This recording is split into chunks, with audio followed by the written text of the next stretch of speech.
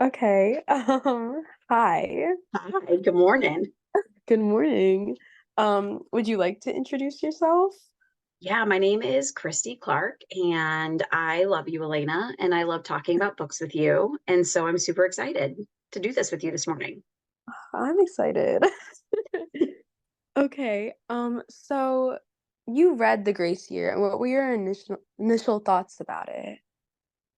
I really found kind of the premise at the beginning interesting. It felt a little like Handmaid's Tale, Oh, where the women had a role.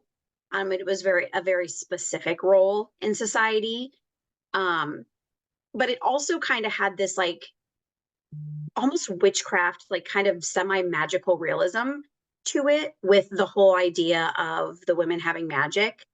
So I enjoyed the premise from the very beginning, and it was easy to kind of dive into the themes and the concepts right away.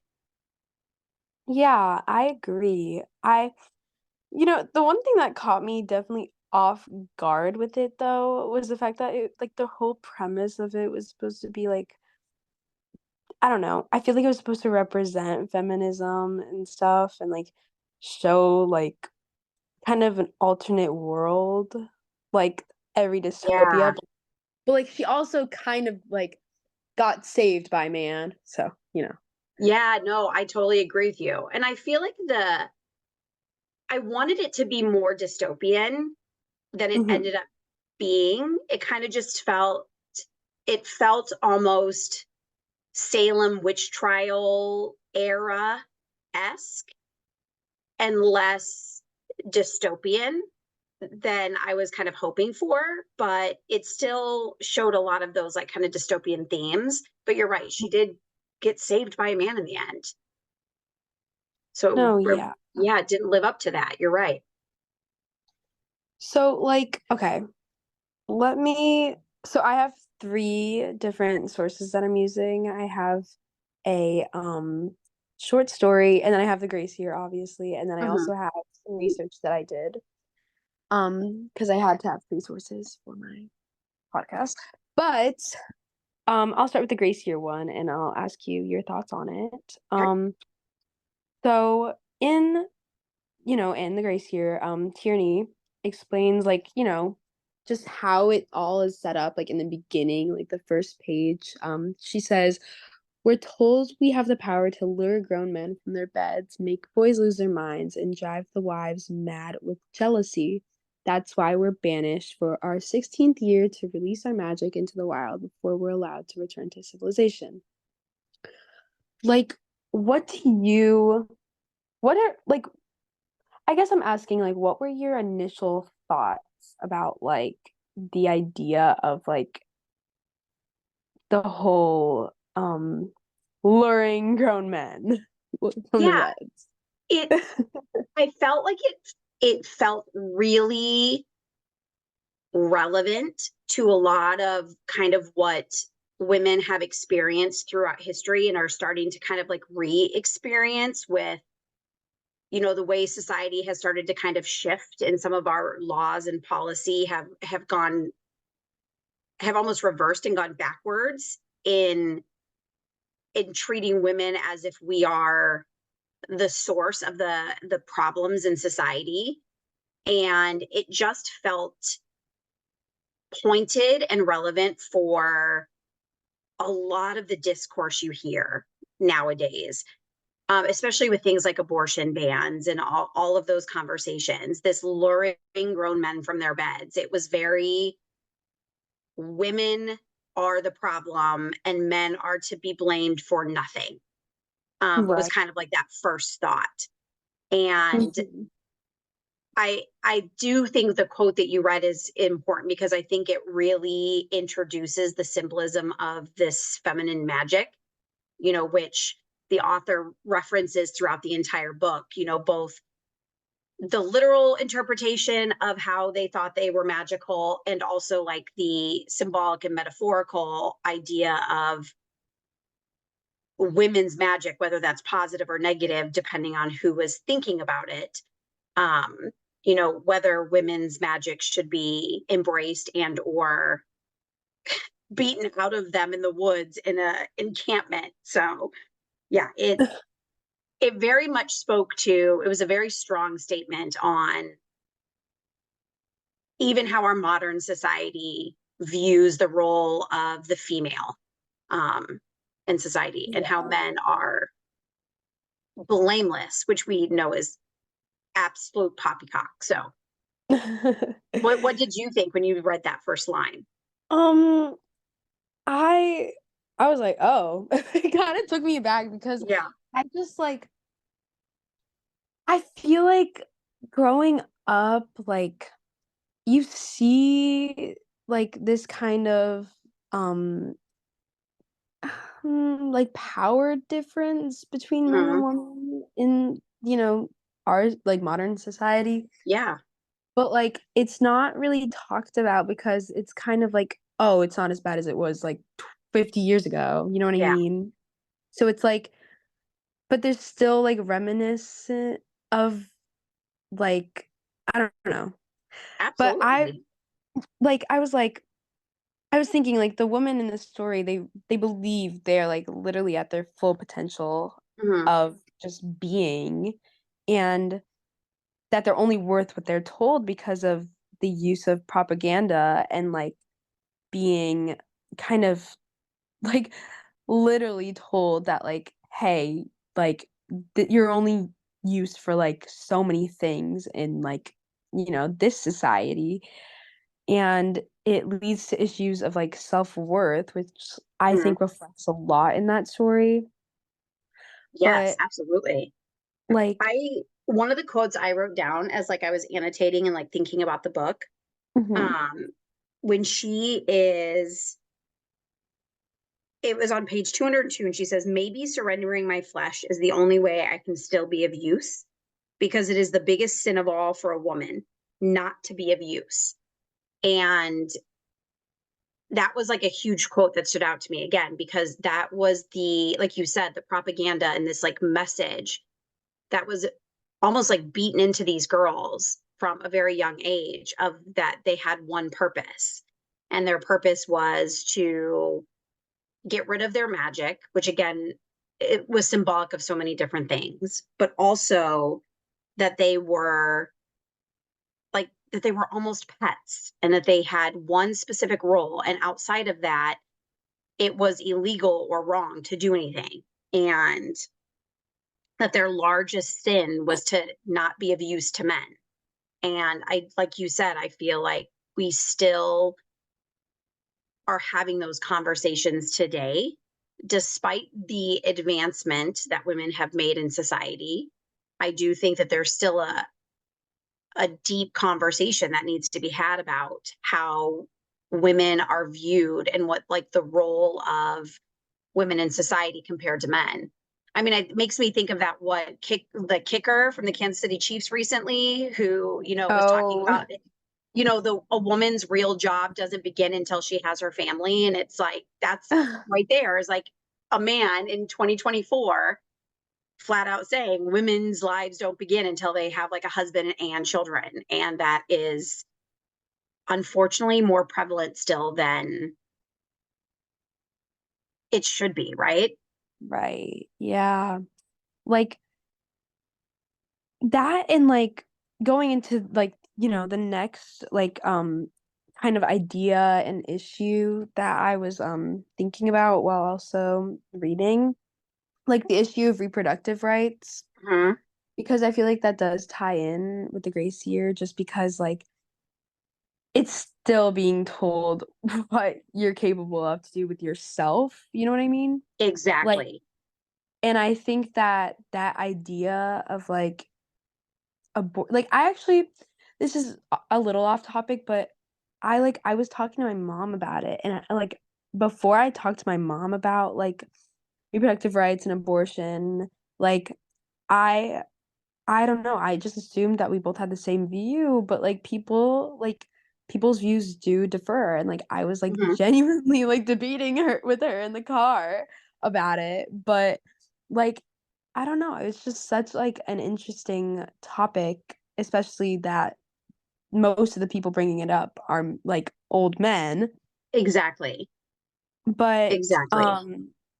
I was reading for my research um this article about abortion in the United States, and it was talking about how like these laws that are like kind of in the processes of passing could be like really detrimental to especially future generations, which is Mhm. like dystopia is upon us. Yeah, But like exactly. um it said in a quote that girls and adolescents are at increased risk of life-threatening consequences owing to delayed reproductive health care because girls and adolescents experience serious pregnancy related complications at a higher rate than adults, including trauma to organs. And like pregnant adolescents are at particularly high risk when healthcare providers delay care. Mhm. And this heightened vulnerability, even though it's like there, none of the state abortion bans recognize an exception specifically for adolescent pregnancy, which I thought was insane because I never really had an opinion on it until I like read that, and I was like that's like my like I fit into that category. You know what I Yes. mean?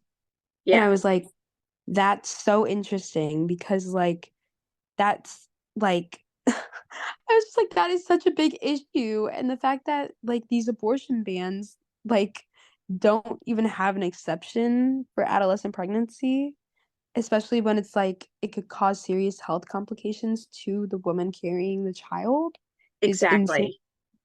And I think it again goes to that whole idea of so much of our society is built around, like you said, white old men. And I mean, even our healthcare, as somebody who has been in and out of the healthcare system over the last, several years, so much of our everyday lives as women is defined by male experience. So, for example, I was talking to one of my doctors about, we were just talking about calorie intake for weight loss and, healthy weight for women, especially now that I'm, menopausal. And she was talking about how, those calorie recommendations, things that you see on the labels of food and all that kind of stuff, that's all based on like a 45-year-old white male. And, Right. it's just like all of our lives, everything that doctors think about and look at is all based on how it works for men and not how it works for women. And then you have a whole bunch of men or people with very specific religious views making decisions that are extremely impactful, even beyond the healthcare sense. So, like you're mentioning, the long term, like physical consequences that could happen to young women. But there's also like the social emotional. There is the fact that it will impact a young woman's ability to be a productive member of society moving forward. I have 3 children of my own, and I'm 40, and I could not imagine being a mother at an age where I wasn't ready for it, or I didn't feel like I could do it. I have so much respect for people who choose the choice that's right for them. And then for us to be in a country where a person cannot make that choice, it's really heartbreaking. And then to know, like you're saying, like the medical consequences. And I don't know if you and I had talked about this, but when I was first diagnosed with cancer, being 20 weeks pregnant, the very first doctor I spoke to, and by the way, he was a 80-year-old white OBGYN. So unironically, that was exactly who I was speaking to. The very first doctor I spoke to told me I had 4 weeks to decide whether I was going to terminate my pregnancy or not, because in Illinois, I had to decide by 24 weeks. And, Wow. that was devastating to me because I didn't want to terminate my pregnancy, but I also had a major life choice to make. In the moment, I needed to decide whether the pregnancy I was carrying was more or less important than my life and the lives of my children that I already had, because, choosing not to terminate a pregnancy would have resulted in my inability to proceed through chemotherapy, which put my life at risk.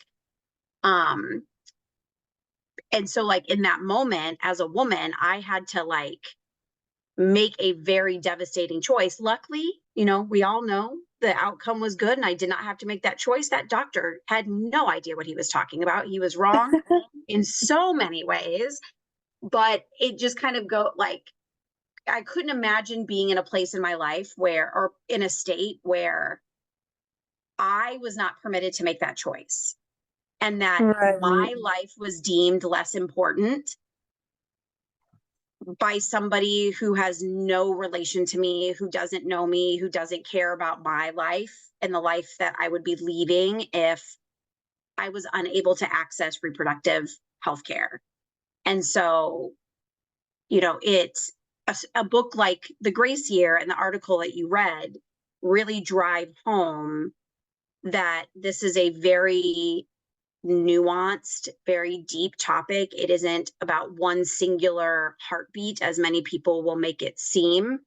And I appreciate that you said that you were kind of surprised that you had this conversation with your mom and you guys didn't see completely eye to eye on this. And I think that it's important for us to have these conversations, especially with our loved ones, because you never know when that opportunity is going to come up where you're going to have to face that. And whether it's, an unwanted pregnancy earlier than you would like, or it's a pregnancy that is in conflict with your own health, these things are important conversations to have. And you are right. I think we are getting closer to a dystopian type environment where women are no longer in charge of their own bodies. And frankly, that is terrifying to me. No, I totally agree. Like when you mentioned the social emotional aspects of like what this could Mm, kind of cause an effect on, like I also read in that article that like it will increase like suicide rates because like absolutely. like if you can't terminate pregnancy that you don't want, like it's like a catalyst for like a domino effect for all of these other issues that come with it. Absolutely. I And oh yeah, go ahead. as somebody I knew in high school, his older sister's best friend um was dating a young man who I later learned his mother had been raped. And he was the product of that because her parents were very religious and would not allow her to get an abortion. And it was, without going into too many details, it was a really rough life for he and his mother. They did not have a very good relationship. His mother did not see him as a child that she loved and embraced, and that greatly impacted him as well.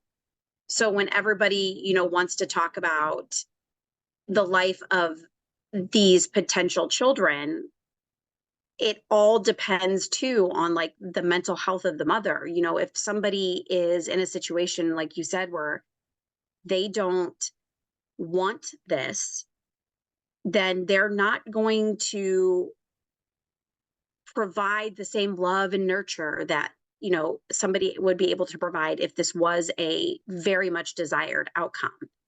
And so I've seen so Right. many examples of the heartbreak that lasts an entire lifetime, an entire generation or two of people that experience you said like the catalyst, the cause and effect of somebody else's laws and policy and decisions. Mm-hmm. Yeah, like I also like bringing this up, like the fact that like our literal ex-president was just found like guilty of like what 34 counts Yes. of um well the hush money trial, like Yes. we Yep. all Our good old hush yeah money trial. Yep. like I don't like the fact that like people like that can be voted into office and Hmm. can be in charge, and like he's literally a walking representation of like worst case scenario. Yeah, Like, it is. It is a it is a very it's a huge signal to the depth of misogyny that still exists in this country, and how, yes, we have made progress. Yes, things are very different from where they were, even 50 years ago, but they're also not at the same time. Even just this morning, we were watching TV and there was a commercial for a Swiffer. And my husband made a joke that like it was a guy in the commercial. And I was like, that right there, it's like, yes, it's a Swiffer commercial. But the fact that he was expecting to see a woman in the commercial just shows how even very progressive men like my husband still have this very ingrained gender bias and gender role prejudice in their head. And it's shocking to me sometimes how little men really truly understand the female experience in this country. And when we have leaders such as our former president who so vulgarly, talk about and treat and encourage policy against women, it's a very sad day. And mhm. it, especially this hush money trial, like what it represented at the end. Yes, he broke laws, but it, like you said, it was a very symbolic representation of his deep held misogyny. Right. Like, oh my gosh. Okay. There's just like for I don't know.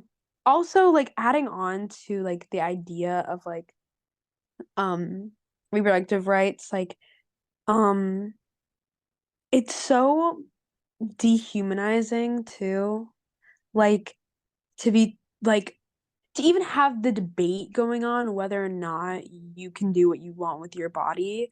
Like I feel like that idea of like just uncertainty about Mm-hmm. such a big part of your future, especially for young Yes. generations like Gen Z and like even generations like, Gen Alpha. Like Yeah. even though we're not like Gen Z is like now like early Gen Z, like what, 1998, 1997 I think, is like starting to have children, and like that idea that it these laws will just like affect like all of the generations to Yeah. come is just insane to me. Like, And it goes to it, you know, I hear a lot of arguments sometimes of, one thing that Trump has said is like, he dodges the conversation about reproductive rights by saying, I want it to go back to the states. Okay, he wants the decision to go back to the states. Great. But one of the things that we fail to remember when it goes back to the states is that we still have a deep social or a deep economical and racial disparity in most of our states that prevent people who are more likely to be disproportionately affected by things like reproductive rights. They don't have the ability to just pick up and say, okay, well, Oklahoma just passed this radical abortion law, and I am a 23-year-old woman who doesn't feel safe to live in this state, in the event that something were to happen to me and I don't have rights. I don't have the ability, I don't have the income, I don't have the, mobility to move to Illinois where my rights are protected. I don't have the money or the finances to drive to Colorado where I can get the reproductive care that I need in the event that I need it. And I think that when we live in a country like the United States, to have laws that very clearly disproportionately affect specific races and genders, when we have, also policy that disproportionately affects people based on race and income, it makes it incredibly heartbreaking knowing that this is just another policy that is meant to disenfranchise specific groups of people.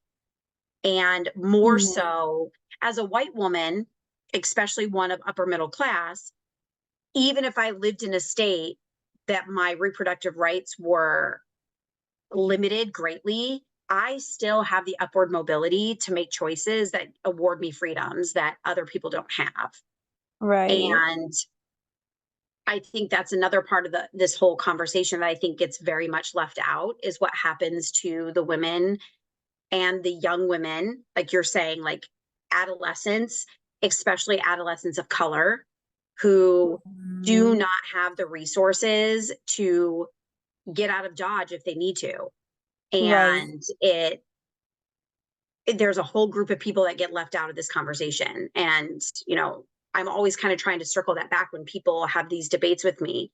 Um, that I don't even feel like it's completely about myself. I feel more deeply for the people that have no voice in this conversation, Yes. because we don't give that, like our country doesn't give them a voice or gives them a diminished voice.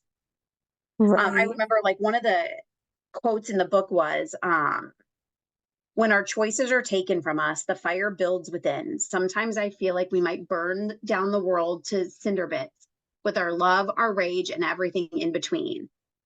And I feel like there are probably so many women in this country that feel that rage right now and have no outlet for it because Yeah. they don't have the ability to move somewhere else, or heaven forbid they get an unwanted pregnancy and they are essentially stuck and their life is completely altered. So yeah, and again, you keep referring to it being a generational change, and it is. It's going to be something that has a cause and effect for years and years and years to come. Even if things were to change, we have whole groups of people that are right now, affecting the future because of all of this. Right. And like I also think it's the idea of like us not having good like healthcare like Mhm. systems, like especially like after Trump, like a plan B is what? Like $50? Mhm. Like if you're in a situation where like yeah, let's say you get like I don't know, sexually assaulted and like you don't have the means to like you don't have the money to buy like a plan B or like, go get like an abortion, like I don't know, you don't have insurance, Yeah, anything. Like it's just it's also like the fact that money really can also decide which path you're gonna take. And it absolutely. really shouldn't be an issue of money at this point. Like that's why, like and especially because, like, also there's also this idea of, like, so many children being in, like, foster Mhm. systems and, like, stuff like that, and it's like, with these abortion laws, um, comes a lot more issues, and it's not just for the mother, it's for, like, the child, and I think that, Mhm. you brought that up, um, with that, story you told me, but Um, like, who knows where these children are gonna end up, and who knows what kind of Mhm. social, emotional issues that they're gonna have, and trauma that they're gonna have from growing up with someone who genuinely did not maybe want them, and, like, Yeah, kind of resents them for that, and I think that's totally human, and I don't think that's anyone's fault, but I just think, if anything, abortion's gonna definitely raise those kinds of make those kinds of situations more, like, common. and we live in a society where there's always somebody always has a quick answer for, well, what do you do? What does a woman do when she doesn't want her baby? And they're like, just give it up for adoption. And it's it is not that easy. And it is not, I mean, there's a lot of groups that advocate for adoption even being less prevalent in our society because adoption comes with its own trauma and its own set of complications, that adoption isn't necessarily this beautiful thing that everybody thinks it is. And in many cases, it truly is. And in many cases, wonderful, beautiful families have come from adoption. But there's also been many traumatic people who have experienced just really awful things because they were put up for adoption and it didn't, especially when you deal with cross-racial adoptions. I've read several books and listened to a lot of speakers recently who have talked about, that not necessarily saying that we shouldn't have adoption in our society, but that adoption shouldn't be looked at as an answer to unwanted pregnancy, and that it is absolutely a band-aid, and it's not an appropriate band-aid because we're dealing with the lives of children. And again, especially when Right. you get into like the rates of cross-racial adoption and how that is an even deeper subject. But and then you think of in Springfield, Illinois, I was reading an article a while ago about the Planned Parenthoods in Springfield, Illinois, because they're in the South Yeah. and they are inundated with not only women from Illinois that use their services for routine medical care and reproductive care, like you said, because they don't have access to quality health insurance or quality health care. They use Planned Parenthood for many things, just regular gynecological care and other types of health care. And these Planned Parenthoods are strapped and are struggling to provide quality services because they have women from other states flocking in at numbers that they can't manage. And so Wow. we see services that are 100% here for women that are even struggling because they aren't designed and they don't have the funding to care for not only their state services, but then the services that they want to provide to women who are fleeing their states because of the lack of service and or like laws preventing them. I don't know, did you see, I can't remember what state it was where being in possession of Plan B would be a felony and you'd be in possession of a controlled substance. No way. Yeah, let me look it up. That's crazy. That's Yeah, I actually was like, this is ridiculous. Oklahoma, or is it? Oklahoma. Yeah. Oh my gosh. That's It's insane. just, again, it goes to, it's almost criminalizing it really is criminalizing femininity. And, Right. you know, it the fact that like you can say that, it's that there Yeah. are times where it is criminal to be a female is disgusting. And it's like, what do you say to future generations of young ladies like yourself that, you know, see what's happening in the world and go, I at some point my existence as a woman and what my body is able to do becomes criminal in somebody's eyes. It's ludicrous. Yeah. Like, okay, let me like here. This kind of ties in with this whole conversation, Mm. but in one of the short stories we had to read for a dystopian unit, it's called 10 with a Flag, and the premise is pretty much like it's a husband and a wife, and the wife is pregnant, and everyone gets a rating, which is like kind of their like how how much of use they'll be to the world. And Mm. 10 is like the highest, and like if you have a 10, you're like perfect, right? And so the child is a 10, but it has a flag, which means that there's some type of not issue, but there's a chance that something might occur for the child to not lead that life as Okay. well could have, right?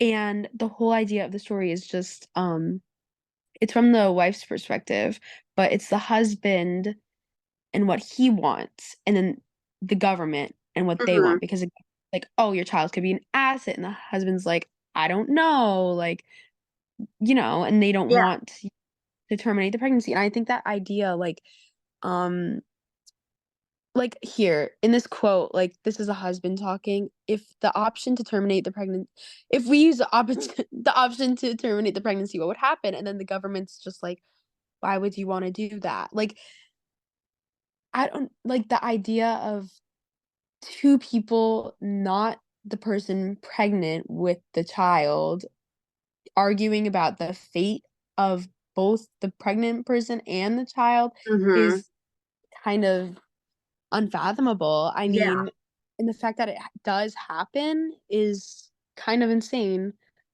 I Like, was shocked when I learned, and again, like I'm 40, like I can't believe I just learned this not long ago, that it used to be in many cases, and I believe it still is, or it comes up, where in some places men had to give permission for women, their wives, to have birth control, like before a doctor could wow. prescribe it. And it just, and as a woman who has had 3 children, one of which I had while battling cancer, I have a very, I get viscerally angry because I think of the things that my body has accomplished in the last 7.5 years of my life Mhm. that my husband could never. Like, Right. and I'm not, I have a very wonderful partner. My spouse is amazing, but as a man, he could never. And I find it quite, this kind of goes back to the whole, this is what really kind of stood out to me every time the author mentioned the female magic in the book Right. was, and I don't know if I was reading it with a lens of a bias of my own perspective, because how strongly I feel about this now after everything I've been through and a lot of what I've seen Yeah. my own sister go through and what I've seen my mom go through recently. Um, I feel I kept interpreting the whole magic as it is our strength, it is our deep power that men know that we have ultimately, that is so terrifying to them that that everything that they do is actively meant to disenfranchise and suppress. Because Right. at the end of the day, if, and this is just a radical hypothetical, but like if all women decided one day we are no longer going to bear your children, society stops. Right. And like there's a call, I believe like June 24th of this year, there's a call of like a women's day off where like women, people, they're trying TikTok movement, nobody works, nobody takes care of their kids, nobody, like everybody, all women call in and basically say, we're not going to do this to show the world, we're not going to shop, we're not going to do anything, we're just going to like, you know if that were to actually occur, think about the power behind that, because we are money making decision makers in our house. We are the source of life on this planet at the end of the day. And I think there is still a deep seated fear over our magic, because, and I know this sounds like kind of cheesy, don't judge me, but like I have moments where I think, I actually have these like moments still where I think back to being pregnant and sitting in a chair, bald as all get out, with chemotherapy being pumped into my body as my baby is kicking inside of me. And I think men could never, Never. Yeah. never. Like, I am, it is only women. That is a magic that only we possess. And Right.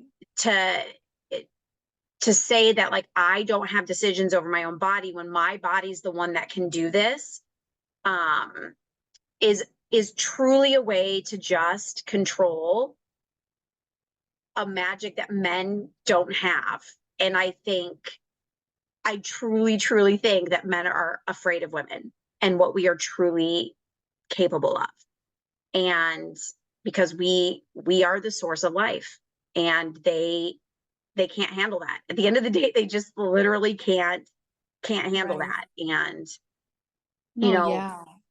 to see my sister has, lost 4 pregnancies back to back, and they've all been very traumatic situations. And um her husband could not deal with that, and that was the loss, that was the end of her marriage. And I have had 3 children, and one of them in a very traumatic fashion. And my mother, is BRCA positive, so she just had to have a double mastectomy, and at 64 years old. So, and yet we're all up walking around, still living our lives and being productive members of society. And, you know, this is kind of off topic, but when my sister told her company that she works for, the organization that she works for in the South, by the way, Mhm. um, a very family oriented organization, that she was getting a divorce, Oh her gosh. boss, they were very supportive, don't get me wrong,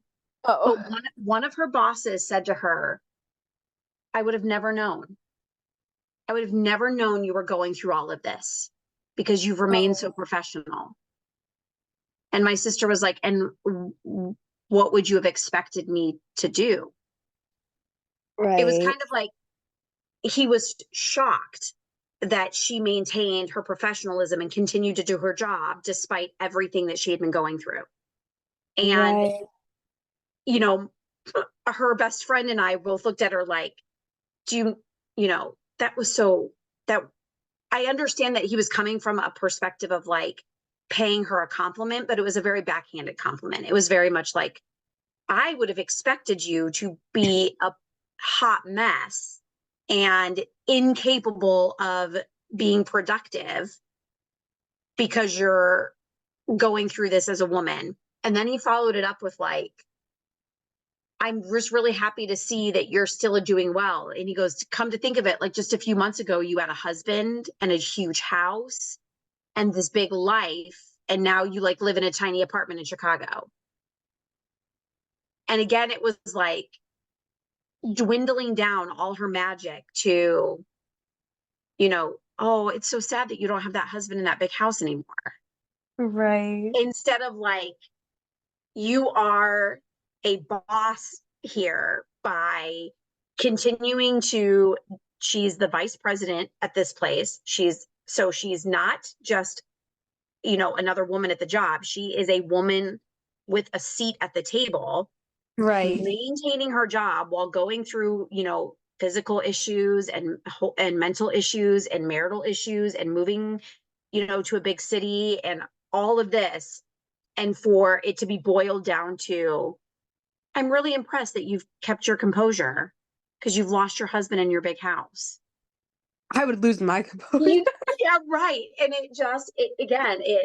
and there was even a quote in the book that made me angry when I read it because it was towards the end, and I thought about it immediately when you said at the very beginning of our conversation that it was a very feminist tone, but it still ended the way that we would expect it to for society. Like she was saved by a man.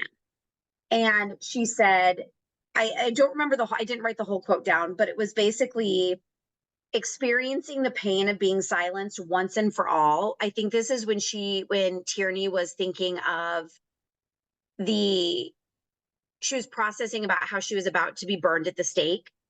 Yeah. Um, and then she was like, but this isn't about me anymore. And while I totally embrace motherhood and I understand where the author, her perspective of where she was coming with that, I also think that we expect women to immediately give up their lives when they become mothers. And I've had a couple of conversations with people like you had with your mother where I told them the story of the doctor telling me that I needed to consider, what I was going to do about my pregnancy. And they were like, I could never get rid of my pregnancy. And I was like, as devastated as I was, Alaina, I don't think I've ever cried harder in my entire life. I cried harder in that moment than I did when I found out I had cancer. I laid on my bathroom floor and I wailed. And Mm-hmm. it's the kind of cry that only happens a few times in your life because it's a pain that like you don't know you could ever feel. And I Right. still, even though I felt that deep pain, there was not a question on what I would do. If that was going to be my reality, there was zero question what my decision was going to be. I loved the baby, and I am very, very glad that it all worked out. He's very loud right now, but he is adorable. But in that moment, I was not going to give up my life and my existence for what was still not a fully grown human being. And that Right. line that kind of stuck out to me too. I think that was where I was also feeling like this book kind of ended leaning more towards the societal expectation that women should give up their identity the minute they become pregnant. That stuck out to me like, yes, you give a certain part of yourself to be a mother, but I am the best mother I can be when I don't always prioritize my children and my Right. spouse. And You that's, know, yeah, that's that's okay. Like I feel yeah. like more people agree with you than would care to admit. And Oh, like I totally agree. But it's I so don't, yeah. taboo to say out loud that I'm Right. more important. Like my husband and I, one of the things that we talked about before we got pregnant was, and I will never ever forget this. I had a high school teacher and his name was Bob. He wanted us to call him Bob. And he was my Uh-huh. high school English teacher. And it was one of those things that I don't remember a single book we read. I remember all of the philosophical questions that we had in this like AP class. And Right. one of the conversations that was had was, what does it mean to be a parent? And what does it mean to be an adult after parenthood? And I was like 17 at the time, but I very vividly remember him saying that like, you're at the age where your parents are looking in the next few months to the next year going, what's next for us? Because you're no longer their full responsibility. And if you don't prioritize yourself or your marriage or your partnership, what happens when that focus, that center of your universe is no longer there anymore? And Right. that's why you see so many people, their kids go off to college and their marriages kind of become, we they go, you see a lot of people get divorced after 20 years. And my husband and I talked about this very much of like, at the end of the day, we love our children and we are very, very good parents and we try really, really hard to do what's right for our children. But at the end of the day, what we want for them is for them to grow up and be adults and live their lives. Right. And that means that we need to maintain that for ourselves now as well, that it isn't all about our children and that we are as important, if not more important, because at some point our kids are going to grow up and have their own lives and it's not going to revolve around us. And what if we've given up everything for 18 to 22 years to be parents to them? Where does that leave us when the dust settles? Right. And I think that's even more impactful for women. And it's still so taboo to say that my kids are not the only priority, that I need to make my partner and myself as much of a priority, because I want to like come out of motherhood a whole human being with like hopes and dreams beyond my children someday. And I don't want to lose sight of that just because I've got, three gremlins running around my house.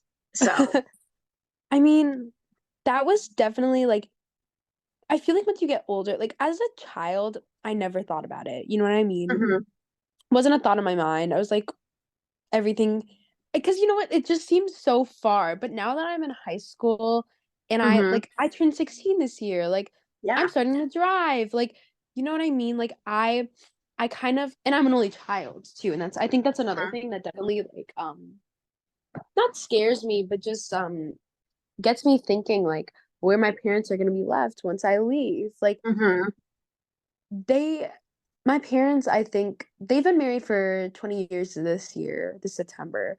And they, above all, are best friends. You know what I mean? yeah, Like, and I admire that so much because they still find a way to keep that. Because you know when you spend so much time with someone and you're like, oh, yeah, yep, like they still find a way to do things that they want and hang out with their friends and still maintain that, like, above all, friendship, because I think a lot mhm, of relationships and good relationships are built off of friendship first. yeah, And, like, um, I don't know. I That was just a nice point that you brought up where, like, because okay, as a child, um, like I I revolved around my parents' life, they revolved around me, like, that was, like, my thing, but now when I have, like, a lot of friends and I have more freedom, like, I'm not home as much, I'm out, like, today I have, like, a sweet 16, like, and I just it's almost like a preview at what's gonna be left, you know what I mean? Like, yeah, it's it's so sad actually to think about, like yeah. It was, it is, and I am not. I really hope that I didn't, you know, come across that like we shouldn't prioritize our families, and family is incredibly important to me, but I No, no. do, I don't like hearing lines that are stark in saying like this isn't about me anymore, because especially after everything that my family has been through in the last 5 years, I think too, coming off of something like a global pandemic that also changed all of our lives so drastically. And then, for me, my husband was traveling. We moved to our new house in 2019. And then we went on strike as teachers. And that Oh, was right. also, that kind of got me started in a lot of like misogyny, because I remember them, all of our union people saying, don't say anything about wanting a higher salary because that like turns people off. And it was like, why not? I work really Right. hard and I have 2 degrees and I'm really talented at what I do. And why shouldn't I be saying that I need a salary that represents the work that I put in and the value that I bring to my job and the value I bring to society? And I realized that, and I had a nursing friend who had been on strike in Florida at one point and they said the same thing. They were like, don't talk about salary, talk about hours, talk about patient care, talk about access to things and trainings. Don't ever talk about salary. That's But so odd. if you look at it, when the police and the firemen go, if in conversations and they ever like threaten to go on strike, it's always about pay, Right. because they're male dominated careers and men in society can demand pay, but it's taboo when you have a very female dominated industry. It has to be about students, it has to be about patient care, and it very much is, but it cannot be about the teacher making money, because Right. that is just uncouth. Oh, you can't talk about, but it's not because it's about money, it's because it's about women asking for money. And so I think Right. that got me started with this whole like I just felt very disillusioned with society, and that got me kind of cranky. And then the pandemic happened, and I was at home with two kids trying to teach, and that made me really cranky. Um, and Made me then, cranky like, too. yeah, I mean, it was just like the world was just in a really gross place at the time. And then we started to come out of it, but then I got pregnant again, surprise, and then cancer. And so like our lives just never kind of like ever picked back up. It isn't until Yeah, just, in this last year that we felt like we've kind of come out of this, a little bit delayed compared to everybody else. And so when right. I hear lines of like, it's not about me anymore, it's frustrating because I feel like you're sending the message that like at some point you're no longer important. And I think we need to have healthier conversations in society about like how are like what is a really important way to prioritize yourself, but also be a healthy daughter and sister and partner to somebody, while Right. also fully embracing that you should be the most important thing to yourself. Because I think we would Right. all be healthier humans for everybody else if that was the message that we sent to everybody, Yeah. So No, you brought up a good point. I forgot when you said it. This is a little off topic, but I was thinking about this. That men are like scared of us, that you think men are like, Mhm.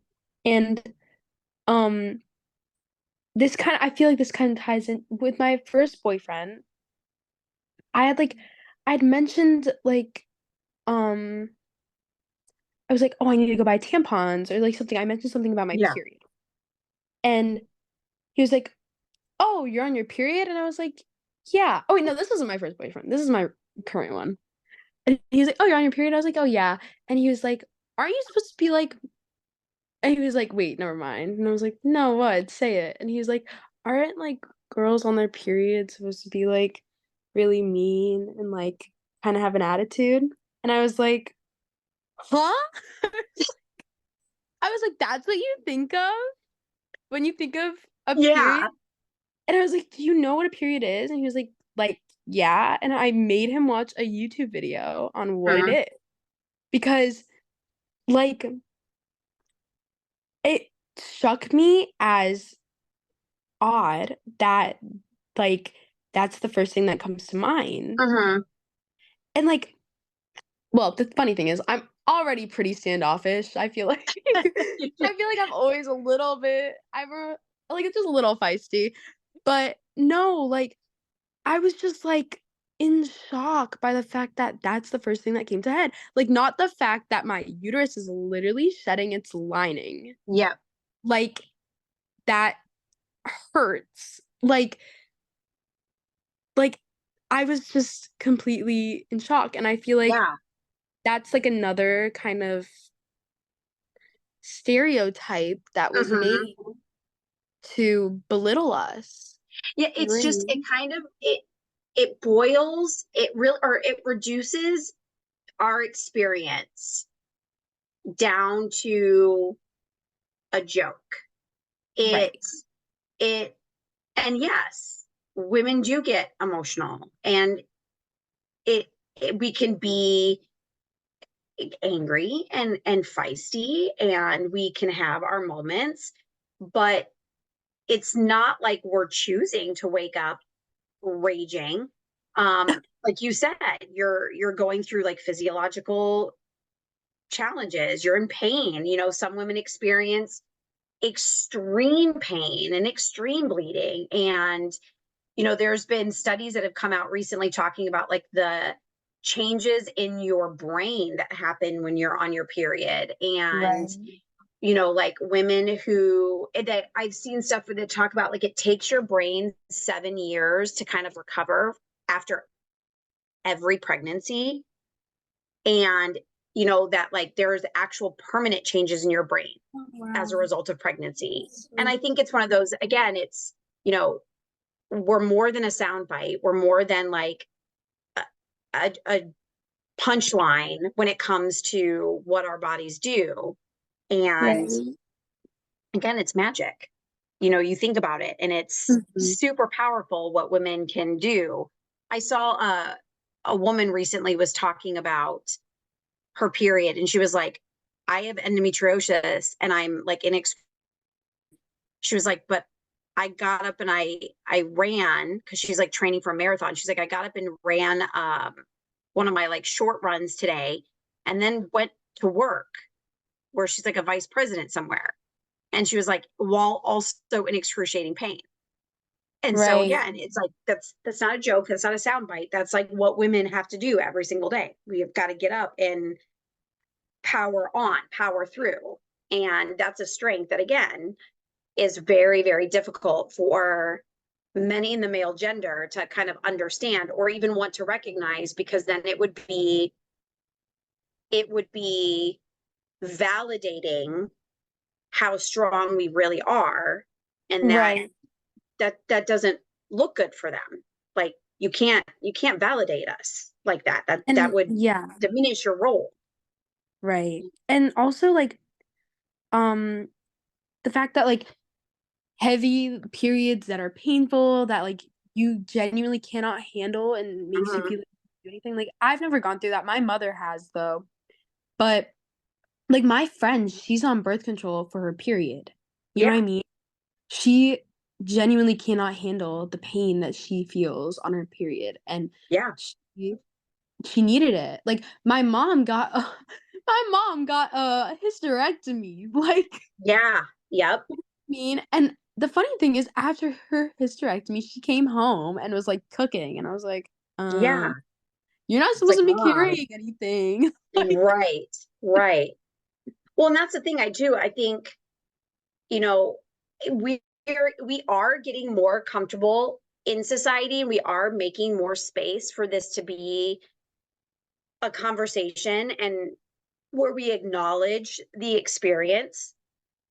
But it's a shame that it's taken so long, and it's a shame, like going back to like how all of this conversation kind of started with reproductive rights, where it's a shame that we have to push this so hard that Right, it isn't standard that we respect and give space to the female experience, and we acknowledge, you know, what strength it takes to be a woman. And even in an idyllic, utopian society where women are revered and whatnot, you it's still hard.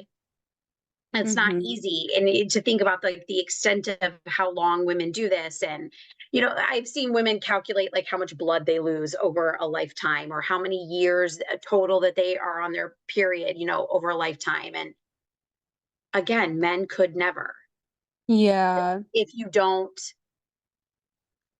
acknowledge that, and I don't even believe that it's a worldwide thing. I think there's many places in the world that see that female strength very differently, and they see that female strength as power versus something to be feared, which is definitely the Right. perspective of the grace year, where that magic is. And I don't find it at all.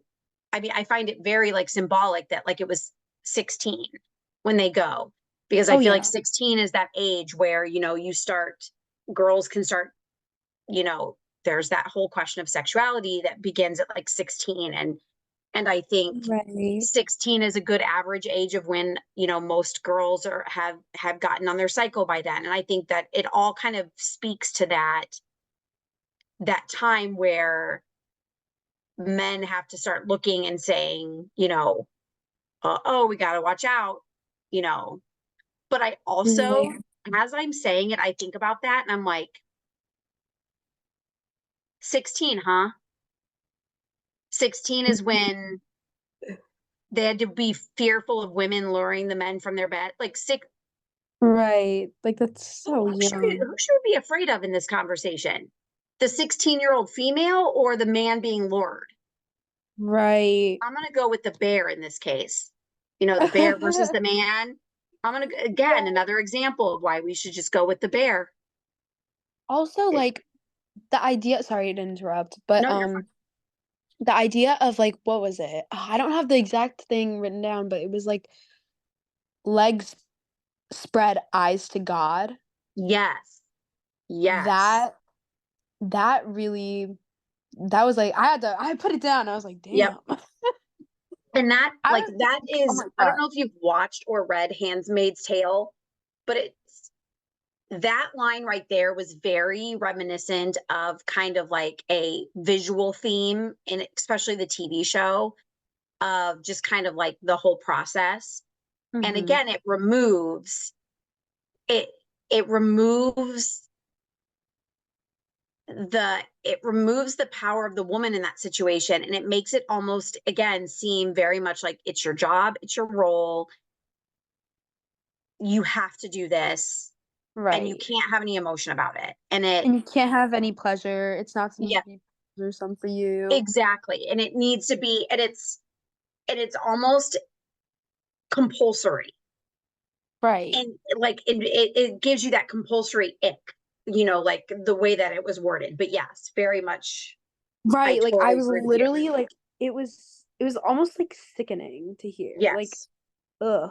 Because I feel like even though that isn't, like, a thing in, like, modern, society, Mhm. it's like unspoken. You know what I And I'm mean? sure there are definitely cultures and there's groups, depending on, like, where you're raised and what kind of Right. community you live in, that there is probably some of that, like that sentimental or sentimentality of, that kind of relationship. But I think, again, it kind of goes to it was more of a symbol for trying to reduce the woman's role down to something very basic, Right. and Yeah. you know removing the ability for the women to have a role in it. And I think that justifies the it makes it easier for the men to feel comfortable with how they treated the women in society. Right. Yeah. Sorry to interrupt. No, you're Um, good. I think that's why the Barbie movie was such a big hit. Like, Yes. even though I know, like, that literally was the premise of the entire movie and the song it Yep. was I made for, like, I think, like, it really, because like, oh my gosh, like, the line, like, "Oh, women hate women, men hate women, that's the one thing we can all agree on." Yep. Like, that was like, "Oh, like, she low-key got a point," like, Mhm. because, like, I don't like, it was such a, like, even though it was supposed to be, like, a comedy, I feel like it was genuinely a think piece because, It was. like, I went and watched it with my best friends, okay? Um, and, we're all girls, and we all kind of, like, there was this vibe after watching it where we just felt like it was just so girlhood, you know what I mean? Yep. It was I don't even know, but I that movie was also, like, really, I think, just woke in the sense that, Hmm. like, you know what I mean? Like, it was very just modern, and it was just very and it was done very well, And I think and it was, there was, in the movie, you've got the Kens, and you've got the girls who are kind of going after the Kens and trying to, like, make everybody happy. But when I, like, something you just said too, of like the men hate women, women hate women, I think this whole setting them off to the woods, and them coming back wild, and it, again, it was meant to pit women against women. And right. Like, it was almost like Mhm. keeping your hands clean, like breaking women down, but without being responsible for it. Like, I Right. don't want to be the one to break them down. So we're going to send them off to the woods, let them tear each other down. And I think that that's another role that society, and I think the Barbie movie spoke to, was that it's the male driven society is designed to pit women against each other Right. and force us to fight. And Rob and I talk about this all the time. Like, if you look at mom Facebook groups, for example, or mom accounts on TikTok, they Uh-huh. are vile. They're Oh yeah. vicious. Oh Moms are yeah. some of the most judgmental haters and trolls on the planet. And it's like, we should be embracing each other regardless of differences. I don't care how you feed your baby, as long as you're not feeding them Mountain Dew when they're 6 days old. Like, Right. you know, Like, oh my gosh. Yeah, I it's know exactly what women you're are the talking. biggest haters of each other. But Yeah. men, my husband will show me these like Reddit threads. Like, he's on this dad group on Reddit, and they are Uh-huh. so supportive of each other. They're like, when dad's like, I'm in tears because my kid hasn't slept in like a week, and I don't know what to do, and I'm just feeling like I'm a terrible father. And all these fathers are like, supporting each other in the comment section. Whereas if that was a woman thread, it would be like, well, you're a terrible mother. Why aren't you letting your kids sleep with you? Like, are you nursing them to sleep? You shouldn't be. It would be all this Right. hate about what you're doing wrong as a woman. And it's because society has designed us to be competitive, and has, like, no matter where we're at, like America Ferrera says in the movie, we cannot get it right. Like, it is not like, there is no way that we can just be happy, because there's Right. always something in society that is set up for us to, it's never enough. It's never enough. And unfortunately, Yeah. women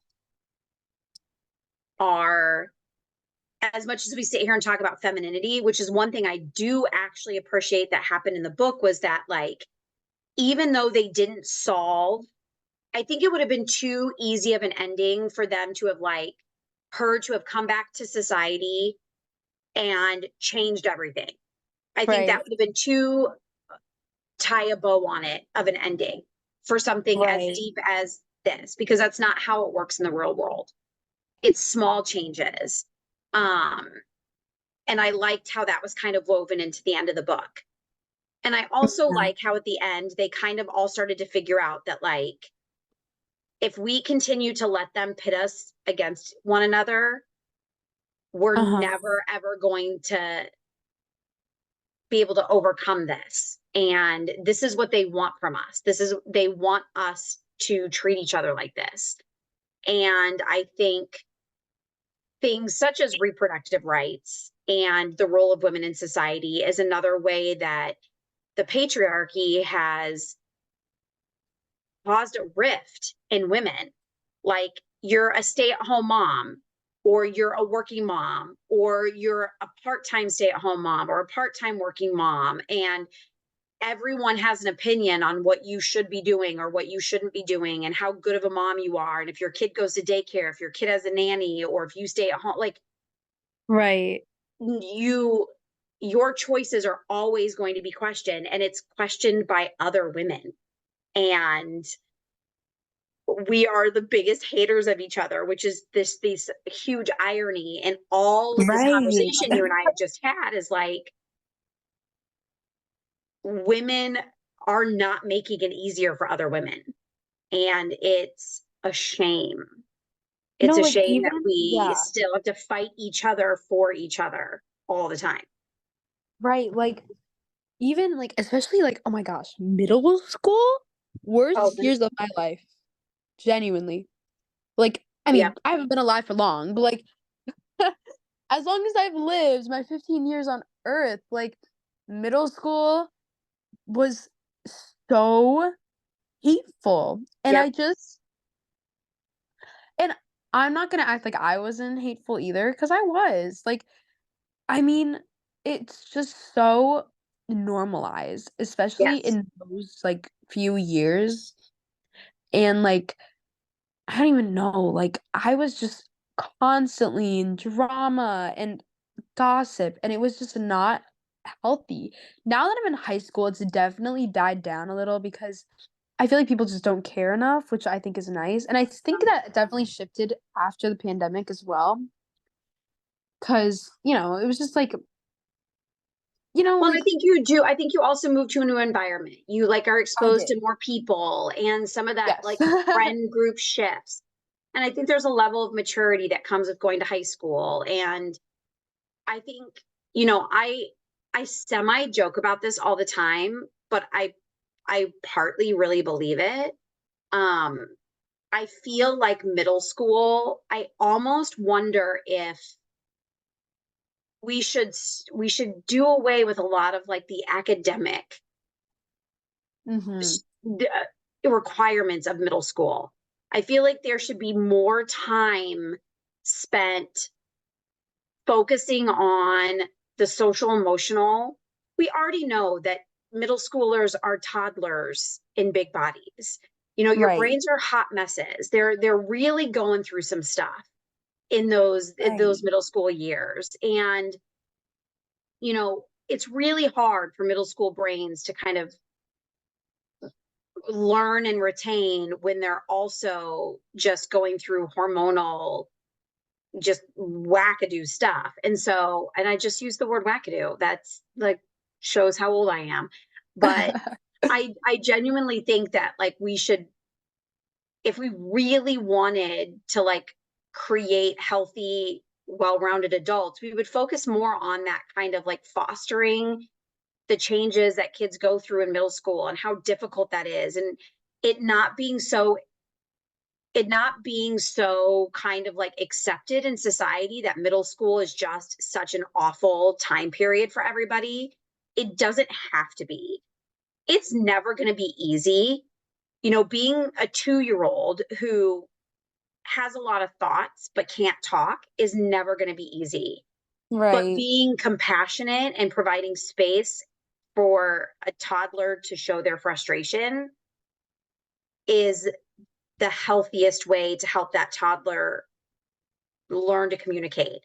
And I feel the same way Right. about middle schoolers. I feel like if we gave middle schoolers the space to be middle schoolers and recognize like everything they're going through without stigmatizing the fact that they're like awful at that age, um, they make when we pick up the boys from school, the middle school kids make my husband so uncomfortable because they're loud and boisterous and being crazy and bump into people, and I they phase me in the least. Like I am not bothered. Like Right. nothing middle schoolers can do bother me. And my husband just does not understand. He doesn't understand why I feel zero negative feelings towards middle schoolers. And I told him, I was like, it's because I just understand. I understand that like they're going to grow up to be adults someday. Like they may be outside doing what is this skibbity toilet, whatever, like that's made it all the way down to second grade now. But they might be doing stupid stuff that's really annoying to adults. Don't get me wrong, but it's also temporary. Right. You know what I mean? And it sucks. But I think it's when we don't like give people space to experience those things and Yeah. recognize how hard it is, and we stigmatize like middle schoolers are just terrible human beings. No, they're not. It's just a real rough time. It I would really is. nobody on this planet would go back to being a middle schooler. My gosh. Nobody. If you gave So me the choice between like starting my life over and going back to middle school, like starting my life over without middle school or going back to middle school and like doing it from there, I'd start my life over. yeah, Genuinely. I yep, I I hated middle school.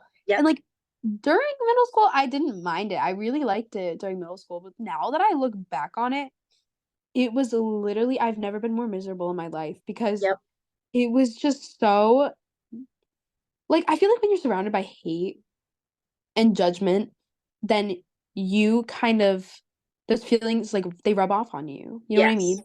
And like I remember going into freshman year being the worst version of myself I've ever been after hmm, middle school. And I think that's why freshman year is such like a it's such a canon event. You know what I mean? yes, it is. Like it genuinely is just like so like eye-opening because, like, for me okay, I went to school at one school. Like, I've only ever been to one school Mhm. besides Lincoln Park, and I went there for 11 years. Like, I spoke at my graduation, like, you know what I mean? Like, Yeah. things like that. Like, I've grown up with these kids, and I had a graduating class of 24 kids. Like, my school is very small. Like, I didn't realize how cool we really were until I visited and was like, "Oh my gosh, there's no way that was me." Like, last Mhm. like, I just you feel so much character development in because the thing is okay, I was talking to my 4th through 6th grade teacher, and he was like, "Honestly, Elena, like, I try to make learning fun, but I also just try to make school fun because if Mm. school isn't fun, kids won't go. Kids Yeah. won't want to go." And I was like, "That is so true," because as a kid, like, all you want is fun, you know what I mean? Mhm. And, like, looking back on it, like, those years in his classroom were definitely my favorite, especially well, it kinda sucks because I was online, but, um, Yeah. even online, I genuinely enjoyed it. I I thought it was literally the best thing. I would wake up ready to go, like Mhm. and once I got to middle school, it faded, and I realized it's because, like, it's not that school isn't supposed to be fun, but it's also that you have to wanna learn, and I realized Mhm. that the reason why I didn't wanna learn was because of what I was surrounded by and what I was always thinking, so, like, it ties into what you said, like, I was like, "Oh my gosh," like, that makes so much sense because I Mhm. genuinely was like, "That's why I didn't get good grades in 7th grade, that's why I'm" like well, there's other things, but, like, you know what I mean? Like, I just didn't have that It's motivation. hard. It Yeah, was and it's really hard. when we don't, and with, like, social media, and I also think, going back to everything that we've talked about, you know, middle schoolers have access to each other in ways that, like, we just have never seen before. And I think generations of parents, like your parents' generation, is just not quite caught up yet. And I think, we've got a lot to learn about how social media impacts, our ability to communicate and how we perceive the world, how we gather and digest information. And, when we see how kids interact with each other and have, like, basically 24/7 contact with each other, and that's not good for a developing brain.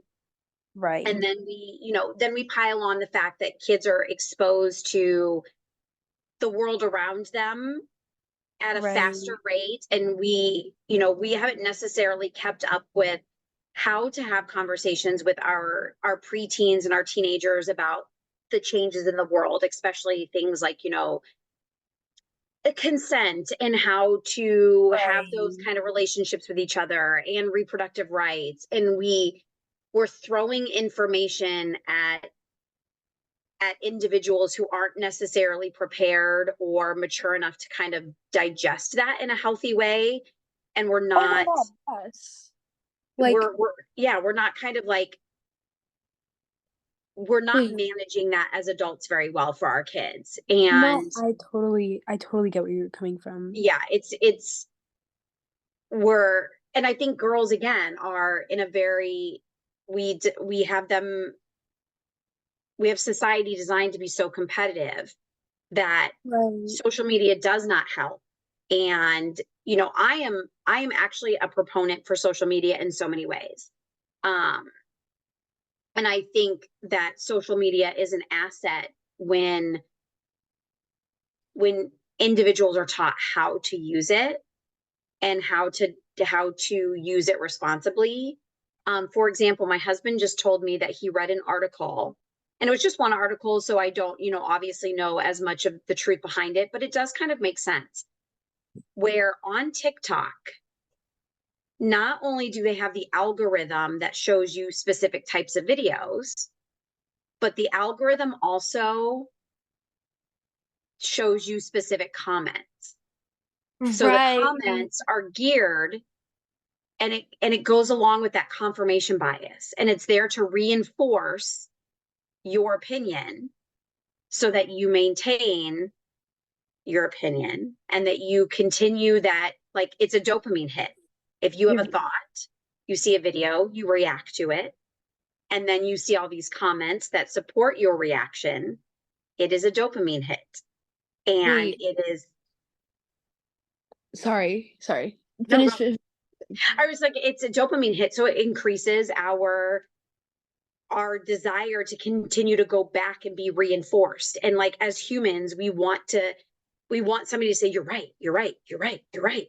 And so if you're Right. watching these videos that are like totally up your alley, exactly what you're looking for, and then the comment section completely supports you and gives you that reinforcement, it just makes you feel all good and fuzzy inside.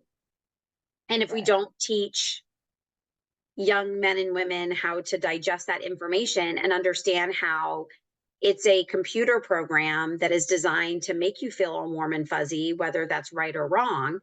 You need to, it shows why we're continuing to kind of perpetuate some of these issues in society, because we're not responding to it well. We're not like educating our kids on how to use that. And when they're being inundated with all of this extra information about society, we're just not supporting them in that way.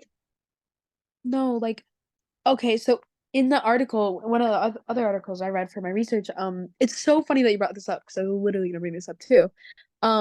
It's called Dystopia's Upon Us, so it's Mm, a little joke, but no, the writer said that the personalized news you see has had persistent problems with algorithmic and confirmation bias, ultimately increasing disinformation and polarization because you're being exposed to news that's favorable to your beliefs rather than news that will expand your outlook. Uh, exactly. that literally, when I read that, I was like, oh my gosh, like that might just be insane because that's so true. And if you think about it, like, propaganda, that you guys talked about with dystopian, propaganda is a huge theme in dystopian, especially like if you read something like Fahrenheit 451. You A dystopian society exists on a foundation of like a central belief or a central idea that needs to be reinforced.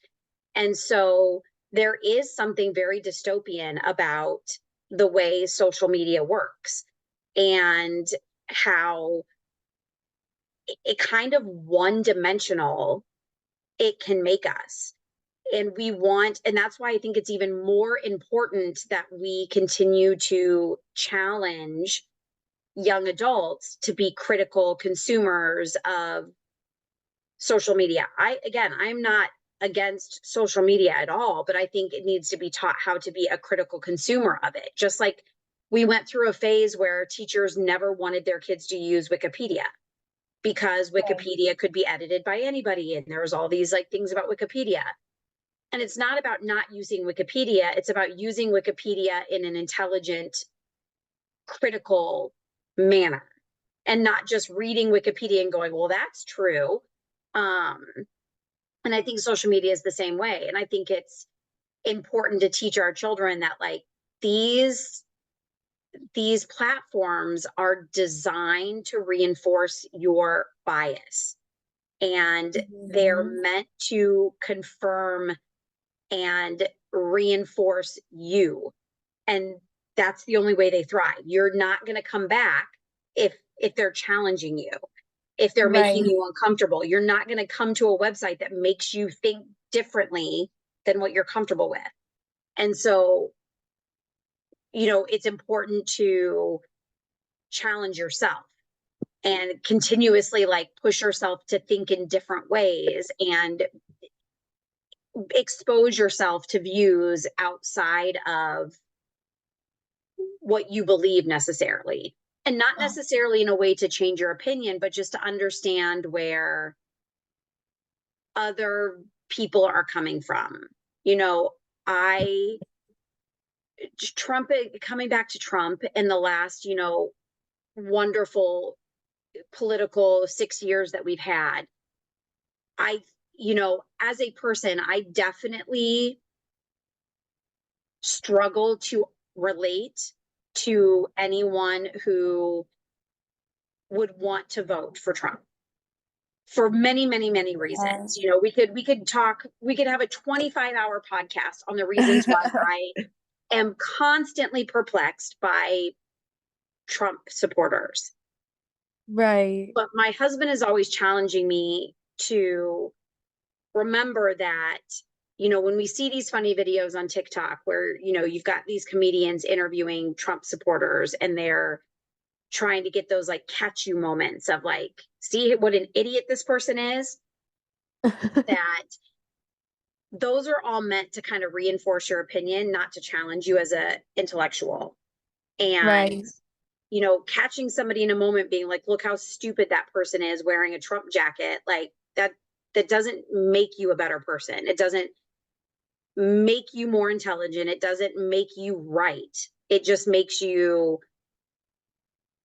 a fool for Yeah. laughing at somebody's opinion. And I may not agree with Trump supporters, and I may see a lot of what he and his supporters have done, including like January 6th, to be despicable, especially as a former military child. Mhm. I also, you know, I need to force myself to be more uncomfortable, and I need to force myself to like try to understand why people would hear the things that he says and still want to support him. Like, what No, would I their totally rationale agree. be? And I think that's the only way that I can be a better person. And, coming back to kind of all this feminism stuff, there are women that want to be stay-at-home moms, or, want to fulfill that role of wife and mother. And I need to respect that as much as I want them to respect the fact that I love my children, but my husband comes first. No, And yeah. and me as a human comes first. And you know, I think in the book, towards the end of the book, I think there was some of that conversation. Some of that was like hinted at a little bit of, her deciding, okay, maybe I will embrace this. Maybe I will, she was coming in to be defiant. She was coming in prepared to like burn the whole establishment down, but that didn't happen. Right. And I think part of that was understanding where some of the other people were coming from. And Mhm.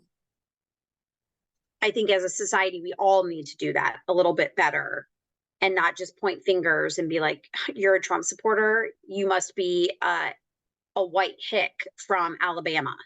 Or, you're a Biden supporter. You must be some woke, progressive, idiot kind of stuff. It's just like I'm not prepared. I am not planning on changing my perspective. I have no intention of changing my opinion regarding Trump. I just would like to have a better understanding of the people on the other side. Right. Um, you know, I think that's what would make the world a better place. No, I agree. Like, there's just so much I could say, but like I don't I even know how know, to say right? It's one of those things that we could probably talk for like 3 more hours. This, Right. while I don't think, coming back to kind of the grace year, and the articles and stuff that you, and the short story that you read, I think one of the main, kind of to summarize all of this, dystopian literature, I think, is crucial. And I think while it's really entertaining, things like the Hunger Games, and, I personally dislike the book Fahrenheit 451. I hate Ray Bradbury's writing, but that's just a personal opinion of mine. Uh-huh. Um, the concepts, I think, are critical. And I think that even though I don't love the book itself, I think I like reading those books because it it forces us to have these conversations about like, yeah, this was entertainment, but was it? Like Handmaid's Yeah. Tale. I mean, I remember when stuff started happening right after Trump was elected, and everybody started wearing like the Handmaid's Tales hats and stuff. And it was like, these books were written so long ago, and they were almost foreshadowing what was to come. But it was because we can foreshadow based on like the ways society treats everybody. We can reasonably predict outcomes when certain things happen. And I think Right. dystopian literature is more than entertainment. It is a peek into what will happen if we continue to ignore disenfranchised individuals, or we ignore the way that, certain groups of people, like white men, cough, cough, have a chokehold of power on us as a culture, or what happens when women have all their rights, kind of stripped and their voices Right. taken away. And I think the Grace Year was a light version of Handmaid's Tale. I think it was a little bit more magical realism than Yeah. dystopian. I think there could have been some things that were a little bit harder hit, if that makes sense. No, I I don't think it, understand. yeah, I don't think it delved in quite as much as maybe it could have. I think it was like a 3 out of 5 star rating for me. Um, but I also think it invoked a really like deep conversation, especially with you and me. Yeah. So I think it did what it was supposed to do. Yeah, I agree. I It think, fired us up as yeah. ladies. Yeah, now I'm gonna be thinking about it for the rest of my Yeah. life. You're just gonna be like, okay, it makes me really think about who I want to vote for. And, I think it drives. We were just talking, I had a group of women, we had dinner last night, and, you know, we were talking about places that you would live. And, unfortunately, we're kind of in a situation right now where many of us, you know, wouldn't leave Illinois even if we wanted to, because Illinois is one of the few kind of like safe places for women right now. Right. And so, even moving forward in our lives, there's a lot to contemplate. You'll be thinking about colleges soon. I'm Right. sure a lot of this reproductive and women's rights stuff will definitely Yeah, have an impact on where you choose to go to college and where you totally. might decide to get jobs in the future. And I think you're at the ripe time in your life to really start considering the long-term effects of how policy is going to impact your life. You are actually starting to see in real time, like how decisions made from people that will never know you have such a deep impact on your future. Right. And books Yeah. like this definitely help you see that and think about that. Oh yeah. Yeah. Was Well, there anything we missed? I know we added probably 100 things to this conversation right. that weren't even on the list. Uh, No, I it didn't was a miss any. great conversation, but It did we was. miss anything you wanted to add? No, I think that was it. This was great, Alaina. It really I was. appreciate you so much inviting me to do this with you. Oh, thank you. You and I are going to have to start our podcast together. I would Like actually what, totally do that. like Like what we got to think genuinely. about this. Like, yeah. Yeah. I'll do it. I'll do it. I've been We wanting to start a podcast for so long. we really should. Like, you know what? We need to trademark this. I don't know. I'll have to look, but I feel like we should start a podcast with like, you know, women my age, and then adolescents your age that have these kind of conversations Right. Yeah. and bring in different you know what? Sold. We got to hammer this out Oh, because yeah. I'm Yeah. down for this. Me too. All right. Well, I hope you get an A++ on this. You. Wink, wink. Yep. Okay. I'll talk to you soon. Thank you, Alaina. All right. Thank you so much. Bye. All right.